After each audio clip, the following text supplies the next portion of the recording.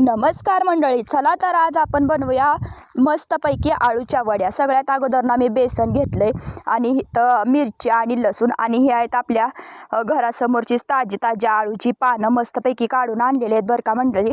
आणि बेसनामध्ये ना हळद, थोडंसं चवीपुरतं मीठ, कोणाला कमी लागतं कोणाला जास्त लागतं, जसं पाहिजे तसं टाका।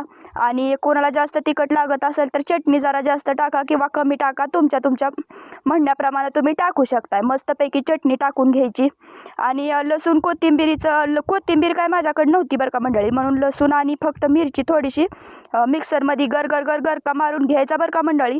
आणि मस्तपैकी करून घ्यायचं पीठ पातळ, एकदम छान पीठ झालेलं आहे बरं का। जेवढी आपली आळूची पानं असतील ना मंडळी त्याच्या मापानं आपण पीठ करू शकतोय।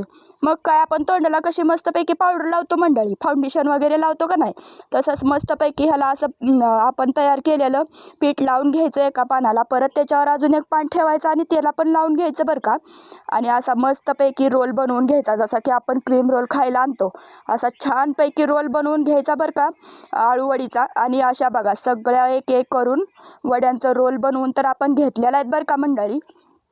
पाणी तर मी अगोदरच ठेवलं होतं बरं का उकळायला, कारण आपण ही वड्या तळणार नाही, अशा वाफ देणार आहे, वाफेवरच्या उकडलेल्या वड्या। तेलकट नको ना जास्त, सर्दी बिर्दी झालेली आहेत, कसं सगळ्यांचं पॅक झालेलं आहे तर मंडळी, म्हणून म्हणलं तेलकटाच्या काय नादी लागायला नको। आणि ही बघा आता आपल्या थोड्या वेळानंतर अर्धा पाऊण तासानंतर अशा मस्तपैकी वड्या होत्या त्या उकडून तयार। मग काय एका कढईत मस्तपैकी टाकायचा झणझणीत इसूर, जास्त तिखट लागत असल्यास जास्त टाका, मस्तपैकी इसूर मापात टाका आणि आपल्या वड्या तयार आहेत त्या। अशी एक वडी लगेचच घ्यायची हातात काढून आणि गटकन घ्यायची खाऊन आणि मला लगेच टेस्ट सांगायची कशी झाली। चला मंडळी मग।